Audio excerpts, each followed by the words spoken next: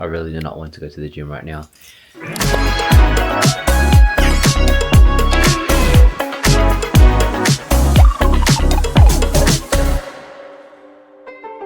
Hello guys, so it's been a while since I picked up the camera and I did a vlog a couple of weeks ago. I think it's been about a couple of weeks. I don't know exactly how long it's been, but I've learned a lot in these last couple of weeks. I've come to a lot of realizations and I thought I would take you on a day and share with you my thoughts. Now, to give some context, over the last 4 weeks, I've gone viral on Instagram and I've gone from like 30,000 followers to about 85,000 followers. I think what I've learned that is with everything that you achieve comes another problem. And I realized that through the virality, it put me in a place where I was so chaotic.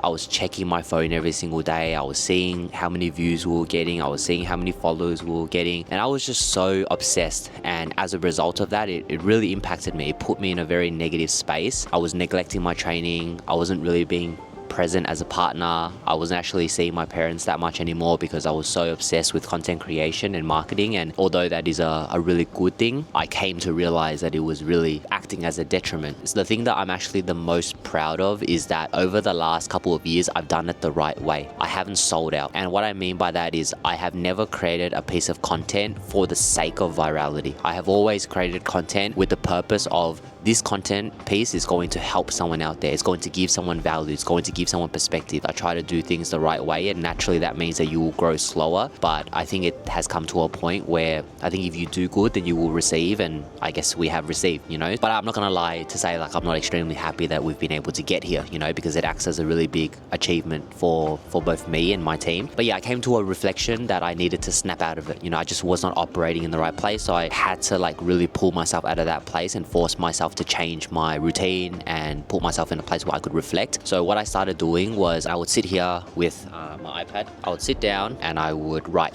I'd write for about 30 minutes and see why I'm thinking those things, right? Really break into my emotions and just do a general self-assessment. And as I'm writing, I will stumble upon things that I didn't even realize. And as a result of being able to let all of these things out, it's almost like I'm able to empty the tank and I'm able to fill my cup. I'm able to regulate myself. And then when I go back to the house, I'm a better partner for Tina. I'm a better leader for my team. I'm a better coach. I'm a better everything. And that's because I've been able to do what I need to do for me first, you know? So it's really taught me and it's really reinforced the concept of if you want to show up better for those around you, you must first show up for yourself. And that's the most important thing. Now, with that being said, through all of this journaling that I've been doing, I've also come to a pretty big realization that I think will act as a turning point in my career, in my life, in the way that I operate moving forward. And that is the concept of being unapologetically myself. And I'll tell you what I mean by that. So I noticed a couple of patterns in myself that I was really confused to why I was the way that I was. So for example, one pattern was I am generally very hard with my team. Right now I run a team of 8 people, and with my team I am pretty ruthless. Like, I'm not ruthless in a way where I'm mean, but ruthless in a way where I believe in them, I believe in their potential, and I hold my team to a very high standard. But for some reason, when I'm creating content or when I'm engaging with clients specifically,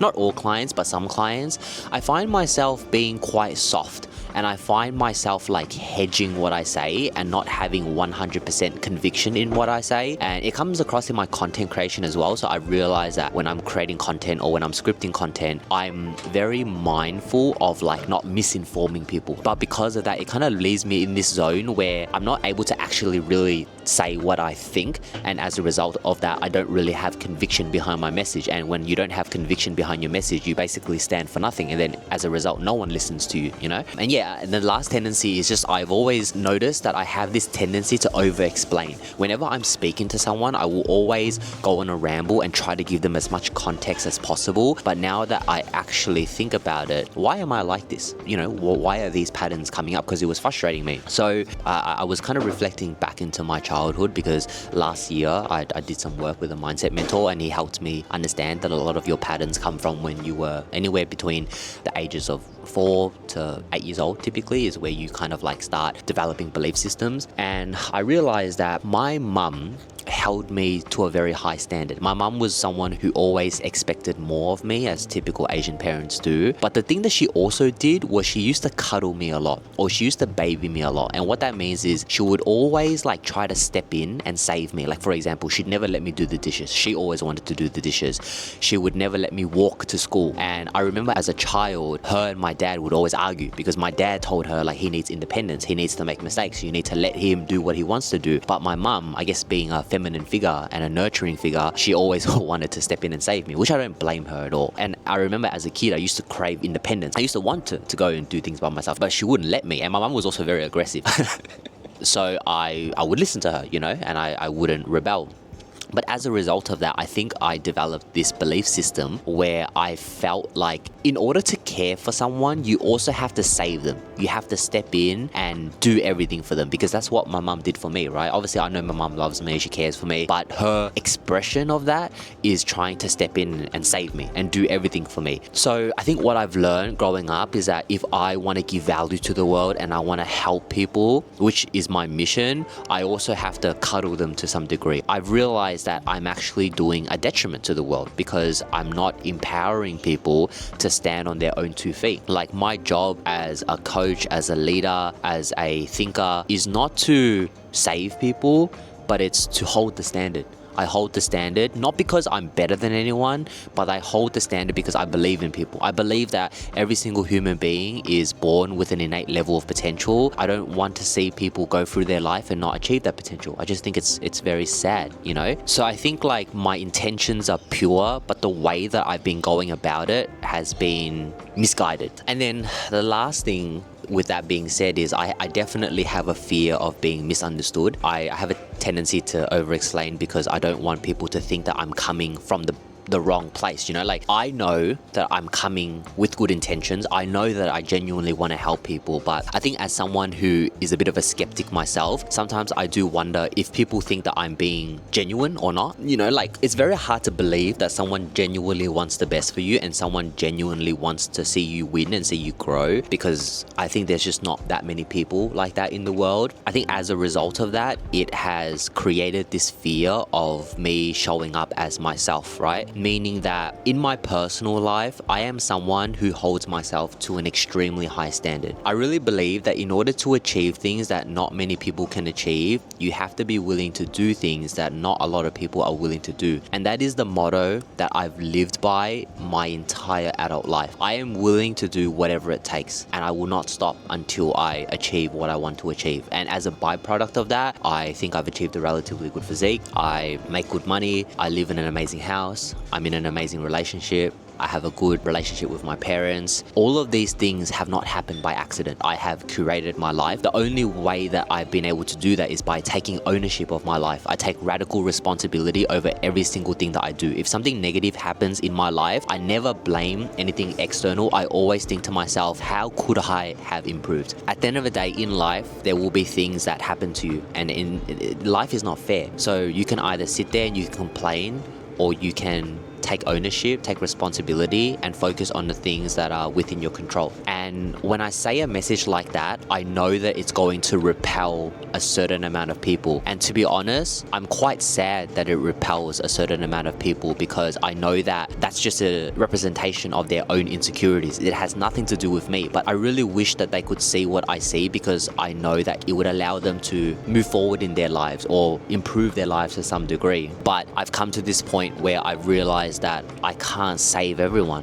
All I can do is I can put out the message that I believe in. I live my life by. I put out my values, and whoever connects with that, and whoever doesn't connect with that just doesn't connect with it. And I think I'm starting to be okay with that. You know, like, in my heart, in my soul, genuinely, I want to help every single person in this world, but you cannot help someone who doesn't want to be helped. And I think that's the number one thing that I've learned. There is such thing as a right time, because not everyone is ready to change. Some people need time to suffer, make mistakes, go through the dark times in order to eventually realize that they need to change. And that is just the reality. So I wouldn't say that I've been showing up inauthentically, but I would say that moving forward, I will be aiming to speak with conviction, meaning that I will say what I mean, and I will not over explain as much as I typically do. Obviously, I fall back into the old pattern every now and then, but this is going to be the next step for me. And I realize that as human beings, we go through like this progression of awareness, you know, and every single step you learn something new, and it's just like a never ending journey. As soon as you think that you've gotten there, or you're proud of yourself and you're happy with where you are, there's just always something more, you know? And I think that process is something that excites me so much. Like, I am a student of self-development. I love to explore myself. I love to explore the world. I love to explore thoughts. As a result of me going through this journey, I hope that I can document this so that someone out there can take from it. And, you know, hopefully you can take this and go and improve your own life. But yeah, I'm gonna do some reading, and then from there, we're gonna go back home. I'm gonna go to the gym. I've signed up to a new gym, which I will show you guys through later in a bit. So it should be a pretty normal day, but I'm looking forward to taking you guys with me.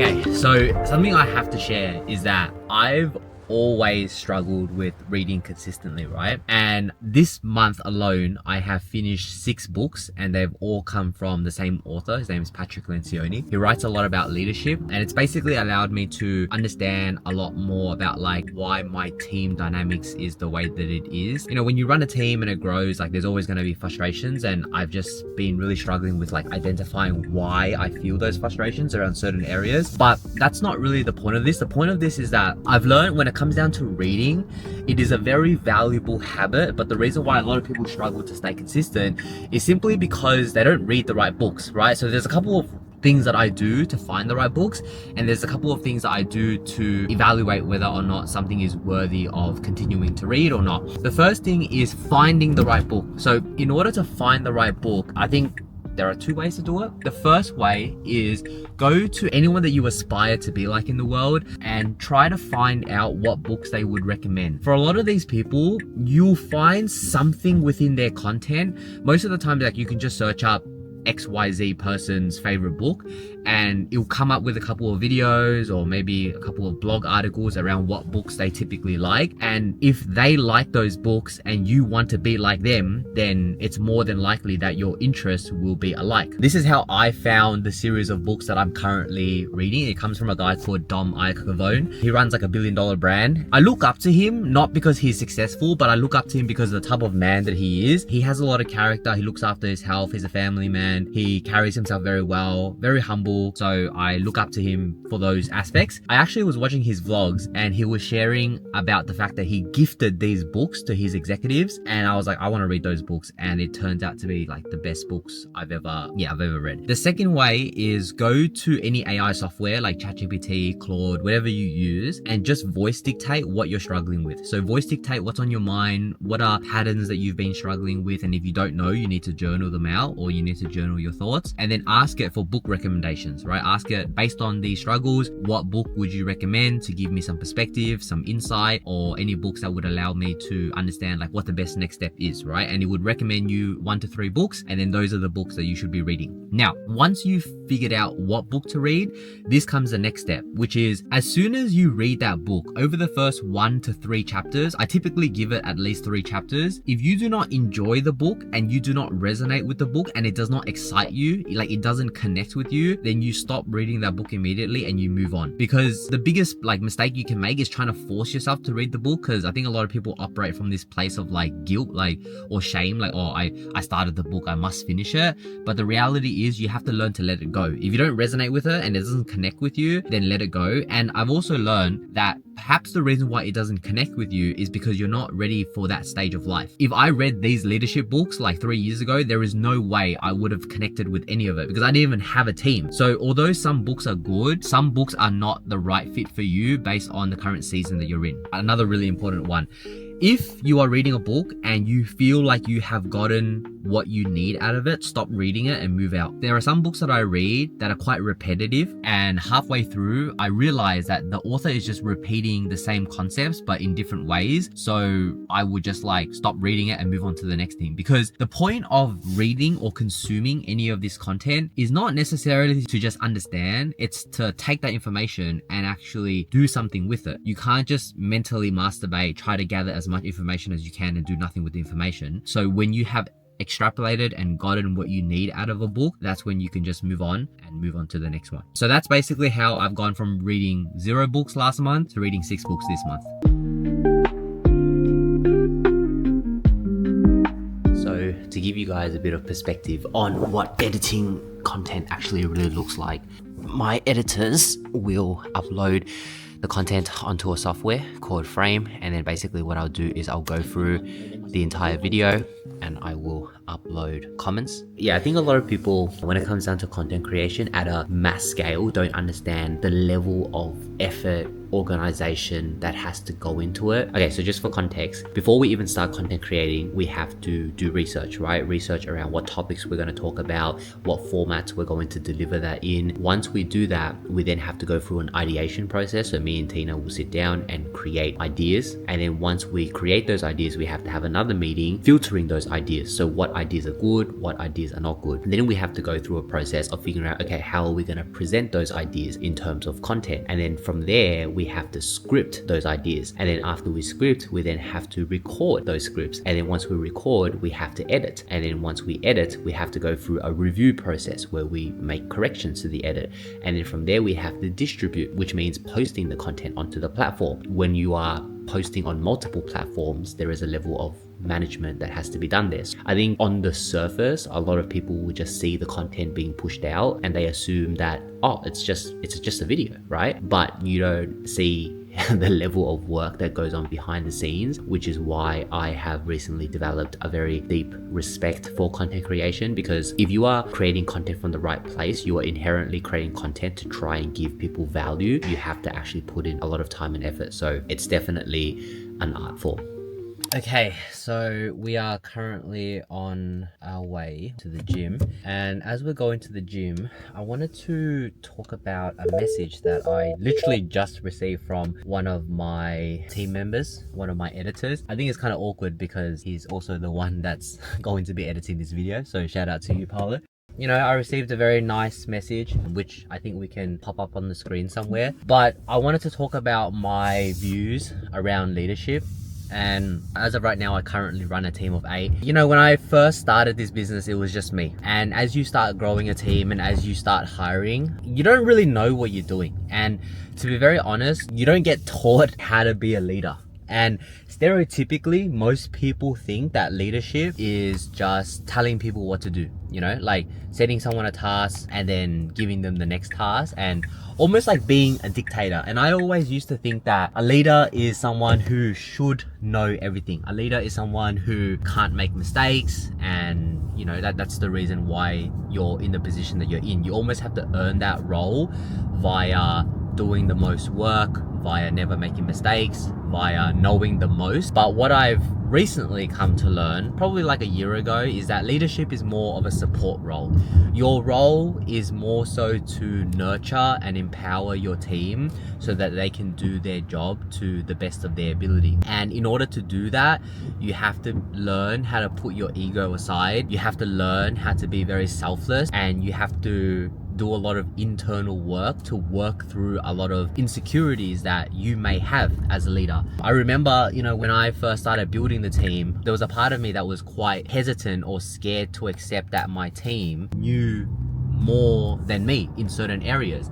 And I would almost like try to hold as much control as I could because I didn't want to expose myself. But over time, I've learned that you should be hiring people that are better than you in their respective domains. Like if I hire an editor, the editor should be better at editing videos when compared to me. But what I can offer my team is I can offer them a space where I help them work through their limiting beliefs. I help them work through their own insecurities. I help them work through the mental blocks that stop them from doing their work to the best of their ability. And I really believe that being able to do good work is just a byproduct of who you are as a person, you know? So my role is to mentor my team and ensure that they are all operating at the highest of standards, and they also, you know, have the space in order to reflect as well. And obviously I will keep them accountable to tasks that they need to do. But ultimately, as a leader, your role is a support role. And I've done a lot of work with like reading a lot of books and speaking to a lot of people that I look up to, podcasts, everything like that. And I think over the last couple of years, I've been able to string together my own definition of leadership and the way that I run things. Because you definitely do have different types of leaders. There is no one right way to do it. I know certain companies and certain organizations, they have a more straight edge and ruthless kind of leadership style where it's really about just doing the most amount of work possible. Yeah, sometimes when you talk a lot about, emotions and mindset, and you talk a lot about these theories, it can theoretically slow down the workflow. But ultimately, I believe in sustainability.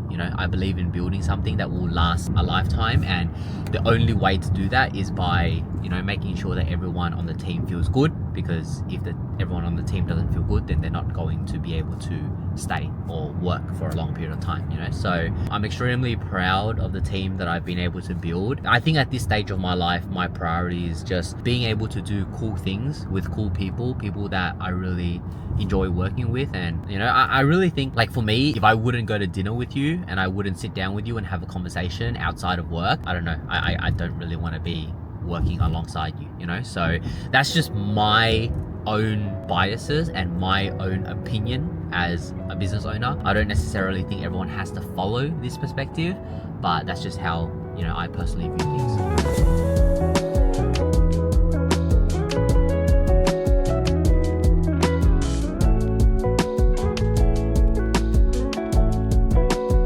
I don't know how well you can hear me right now, but I'm currently training, and I recently signed up to this new gym. It's called Powerhouse Gym in Kilo in Melbourne, and holy shit, the equipment here is top quality.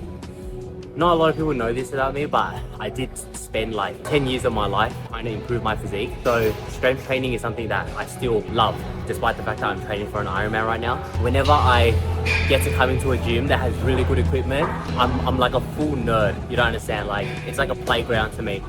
And like even the squat machine that I'm on right now, you're not going to be able to find machinery like this like often, and the reason why is because this brand of equipment, they collaborate with the Olympia. It's basically a bodybuilding show. The machines here are designed to provide you with maximum support and stability. So as a result of that, you can lift as much load as you want in a very safe position. All of this stuff normal people don't really care about, but for me, like, I love this stuff, Even look at this machine right here. You don't find equipment like that everywhere. Okay, so this is something that I am not that proud of, but I am on the way home now. I was only able to do like 3 exercises, and it's because I forgot that I have a meeting at 7 o'clock. So now I need to drive home. Yeah, it's annoying, I think even though I try my best to be as grounded as I can and as organized as I can, I still forget about things because there's so many things in my head that are competing for my attention in one day. And sometimes I let things slip. I think what I'll do is I'll drive back to the gym, and then I'll finish my workout. And then I've also got to go do a swimming session as well. Yeah, the plan was to go to the gym, finish the gym session, and then go straight to the pool, which is right next door. But now we've got to go home for a meeting, so it's fine, it's whatever. I think in these moments it's very frustrating, but I just like try to remind myself that it's like at the end of the day it's my fault. I have to take responsibility for it. I have to take ownership over it, and yeah, I'll go home, I have the call, and then yeah, I'll come back.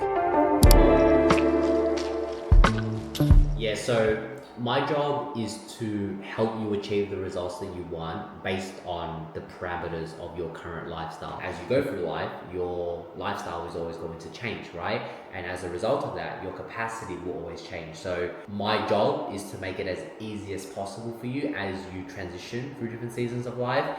But I'm not gonna lie to you and say like it's gonna be super easy, right? Like no matter how busy you are always going to have to put in some level of effort, and that just comes with wanting to achieve a big goal. So I just wrapped up with the call. That call went for a little bit longer than I thought, but that call was with a potential client that wanted to sign up to coaching. And to be really transparent, whenever someone wants to jump onto coaching, I always need to jump on a call with them just to make sure that what we do is actually a good fit. And on these calls, I don't actually accept everyone that wants to come into coaching, even if they're ready to pay me money. And the reason why is it's my responsibility as a coach to ensure that when someone is starting their journey, they're starting it from the right place. And I want to make sure that they're actually a good fit for what we do. And what I mean by that is some people come into this just from the wrong place. For example, most of the time someone comes in and I would say like their goal isn't really that important to them. It's more of like a must be nice. As a result of that, they come in and they underestimate how much work it actually takes to really build a body that you're proud of and really change your lifestyle as a result of that. Also, some people like, you know, they come in and their mindset is just kind of based around a bit of a quick fix. Like they want the quickest results. They only care about the result. And there's nothing wrong with that. It's just like, that's not what I do, or that's not what I value. I value building habits. I value sustainability. I value long-term growth. I think like for me, health and fitness is something that's very meaningful. You know, I like to do very meaningful work. And if I feel like the journey is just not that important or not that meaningful to someone, yeah, I can take their money and I can help them lose weight, but it's just not that meaningful, you know? And I'm just in a stage of my career where I value purpose and fulfillment. I always like to like use these conversations as just an opportunity to help people see something that they don't potentially see. And if they sign up, they sign up. If they don't sign up, that's completely fine, you know? So when I first started the business, there was a time where I would just take on every single person, no matter what. And I think every person goes through that. You know, when you first start out, you have to do what you have to do. You have to put food on the table and you have to make ends meet. But over time, if you work hard, you put yourself in a position where you can be a little bit more selective, you know? And that's not to say that I'm better than anyone. It's just to say that I want to make sure that I work with clients that align with who I am. So yeah, that's my priority at the moment. I really do not want to go to the gym right now, but I am going to go to the gym anyway. Oh my god. Oh my god. Oh.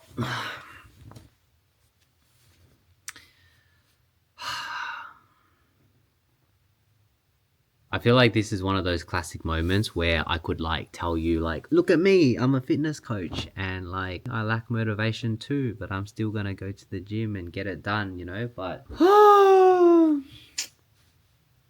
don't know. I don't even have the energy to try and be motivational right now, but I'm just gonna say like, just do the thing, you know? Sometimes you just gotta go get it done and there is nothing more that you can say than that.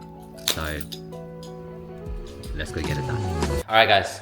I didn't think anything could get worse, but Tina has taken the car, so now I cannot even go to the gym. So now what I have to do is I have to go to the backyard and train in the backyard. And the reason why I don't like training in the backyard is because there's always mosquitoes out here, like late at night, because I think that the light that we have out here, it like attracts mosquitoes. So whenever I train out here, I always get bit like a whole bunch of times. I think in moments like this, I'm grateful that I have a gym set up so that I can train whenever I need to.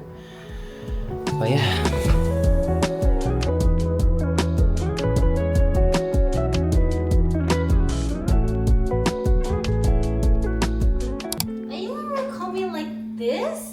Yeah. No, I look bonkers. Help me bring stuff inside. This is our new favorite sparkling water drink. Bubbly. If you like sparkling water, get on this one. This brand is good.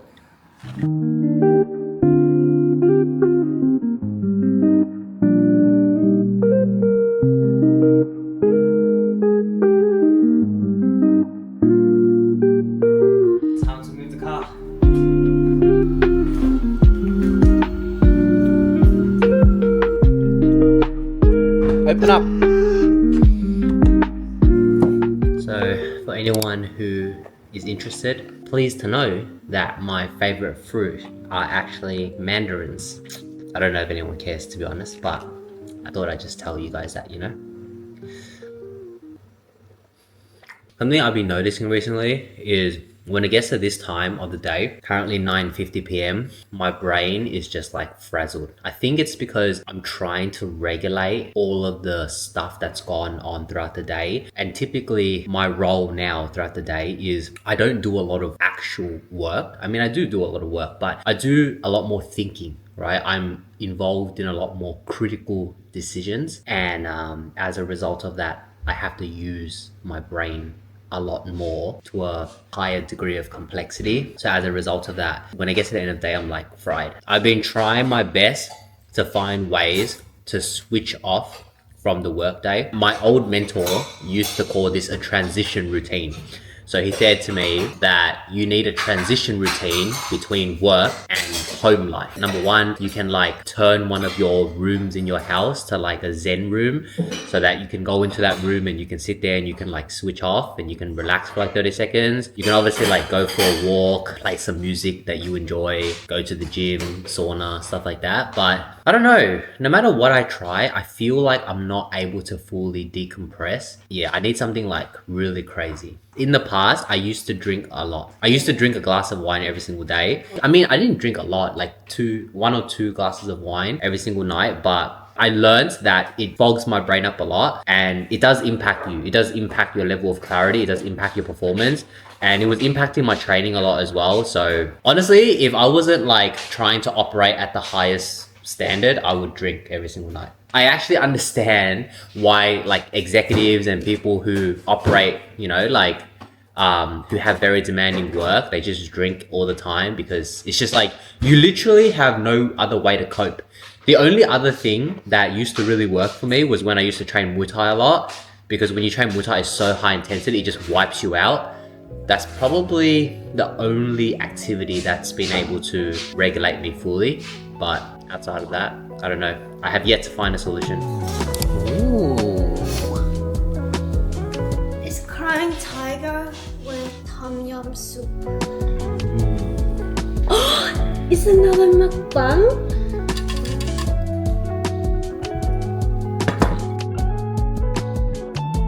Wow, that's really good. Close? This coconut water is so bomb. Alright guys, we're gonna go and eat dinner. My brain is tapped out, so hopefully you guys got some value from today. Hopefully that gives you some perspective on where I'm at. I'll see you in the next one. See ya.